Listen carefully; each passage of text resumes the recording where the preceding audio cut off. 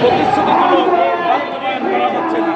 যে কারণে আজকে আমাদের ছেলে মেয়ে, আমাদের মা বাবা সবাই আমাদের দিকে তাকিয়ে আছে, অথচ সেই যে মা বাবা বা সন্তান তাদের লালন পালন করা দরকার, তারা আমাদের এখন লালন পালন করে।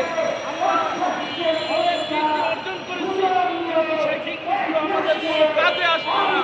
আমরা কোনো পর্যন্ত বাংলাদেশ সরকারের যারা দায়িত্ব আছে তাদের কাছে আমাদের জোর অনুরোধ, আপনারা মানুষ একটু ভালোভাবে বাঁচতে চায়, আমরা ভালোভাবে বাঁচতে চাই না, আমরা চাই কিন্তু ডাল বা লবণ ভাত খেয়ে আমাদের সন্তানগুলোকে আমরা যেন লালন পালন করতে পারি।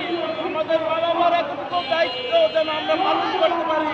আমাদের মা বাবা অনেক আশা নিয়ে আমাদেরকে এই পর্যন্ত তাদের শ্রমের টাকা পয়সা দিয়ে লালন পালন করেছে, কিন্তু দুঃখের বিষয় হলেও সত্য কথা যে আমরা তাদের জন্য কিছু করতে পারতেছি না।